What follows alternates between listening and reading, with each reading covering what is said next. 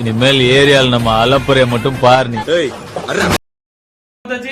Chicken குழம்பு எப்படி செய்யணும் பார்க்கலாம். முதல்ல நம்ம அடுப்பை பற்ற வச்சுக்கலாம்.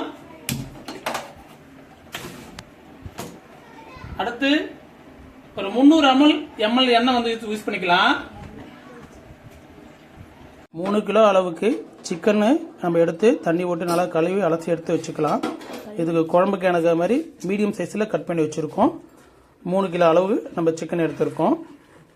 நல்லா பழுத்த பச்சை மிளகாய் எடுத்து நீள் வாக்கில் கட் பண்ணி வச்சுக்கோம். ஒரு 10 பச்சை மிளகாய் எடுத்துக்கலாம். 1/2 கிலோ அளவுக்கு வெங்காயத்தை எடுத்து பொடியை நைஸாக கட் பண்ணி வச்சுக்கலாம்.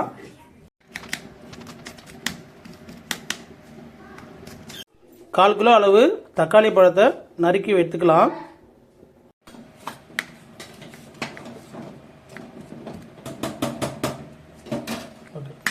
4 கிலோ அளவுக்கு உருளைக்கிழங்க கட்டமாக கட் பண்ணி வச்சுக்கலாம். குழம்புக்கு வந்து டேஸ்ட் மேலும் கூட்டும். 200 கிராம் அளவு இஞ்சி பூண்டு பேஸ்ட்டு நல்லா அரைச்சி விழுதாக எடுத்து வச்சுக்கலாம். நம்ம குழம்புக்கு தேவையான மசாலா பொருட்களை நம்மளே அரைக்கலாம்.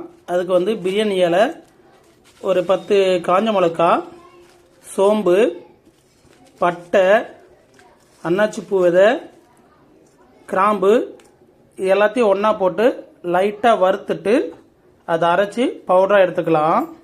இப்போ நம்ம சிக்கனுக்கு தேவையான பொருளை வந்து ஏற்கனவே எடுத்து வச்சுருந்தோம் இல்லையா, அதை வந்து நம்ம வறுத்துக்குவோம்.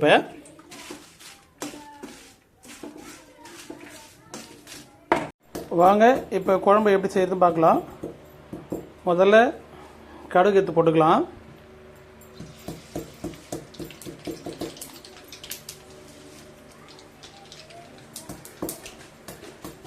கடுகு நல்லா பொரிஞ்சதுக்கப்புறம் கருவேப்பிலை போட்டுக்கலாம். அதுக்கப்புறம் இப்போ பச்சை மிளகாய் போட்டுக்கலாம்.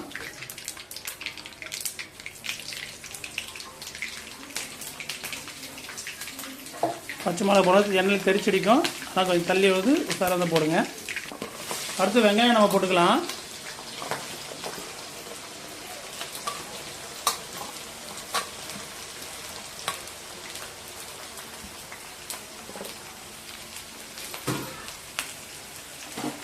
வெங்காயம் நல்லா பொன்னிறமாக வறுக்கிற மாதிரி செவக்க வதக்கிக்கலாம்.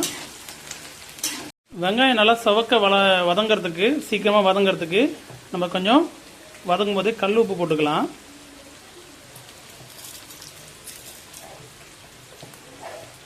வெங்காயம் கூடவே தக்காளியும் நம்ம போட்டு வதக்கிக்கலாம். நல்லா ஒரு கிரேசியாக வதங்குற அளவுக்கு நல்லா வந்து வதக்கிக்கலாம்.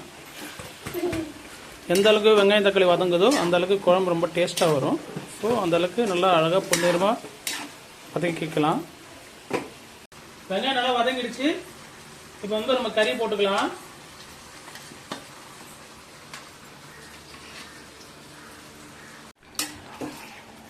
கறி நல்லா வதங்குற அளவுக்கு நல்லா கிளறி மேலும் கீழே வர வச்சு நல்லா வதக்கிக்கலாம். கறியை நல்லா பொன்னிறமாக அது நல்லா வதங்கணும். இப்போ பார்த்தாலும் தெரியும் எப்படி நம்ம எண்ணெய் அப்படியே அழகாக அந்த கறியிலேருந்து நெய்யோடு சேர்ந்து இறங்குது பாருங்கள். ஸோ அந்த அளவுக்கு நல்லா ஒரு வதக்கணும். அப்போ தான் குழம்பு ரெசிபி நல்லா ரொம்ப டேஸ்ட்டாக இருக்கும். அந்த கவுச்ச வாசனை போகிறதுக்கு நம்ம மஞ்சள் பொடி ஒரு 3 ஸ்பூன் மஞ்சள் போட்டுக்கலாம். வந்து நம்ம வீட்டில் ப்ரிப்பேர் பண்ண நம்ம சிக்கன் மசாலா தூளை கறியில் சேர்த்துக்கலாம்.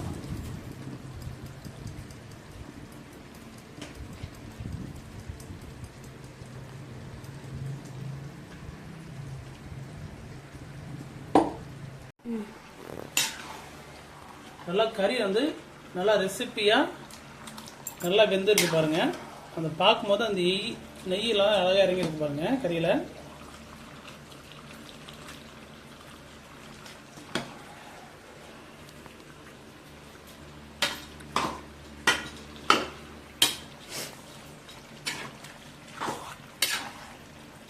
இப்போ நம்ம சிக்கன் நல்லா வறுத்தாச்சு. வறுத்து அது அப்படியே ஒரு பெரிய பாத்திரத்துக்கு நம்ம ஷிஃப்ட் பண்ணிட்டோம். ஏன்னா குழம்பு நிறைய பேருக்கு வரணுன்றதுனால நம்ம கடாயிலேருந்து அப்படியே நம்ம இங்கே பெரிய இந்த பாத்திரத்துக்கு ஷிஃப்ட் பண்ணியிருக்கோம். இப்போ நம்ம குழம்புக்கு தேவையான அளவுக்கு தண்ணீர் சேர்த்துட்டோம். சேர்த்துட்டு இப்போ நம்ம குழம்பு குண்டானில் நம்ம கொதிக்க வச்சுட்டு இருக்கோம்.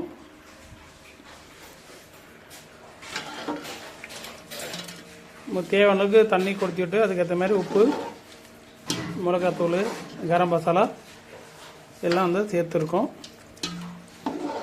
வாசனையாக நல்லா கும்முன்னு வருது. வாங்க அடுத்து ஜம்முன்னு சாப்பிட்லாம்.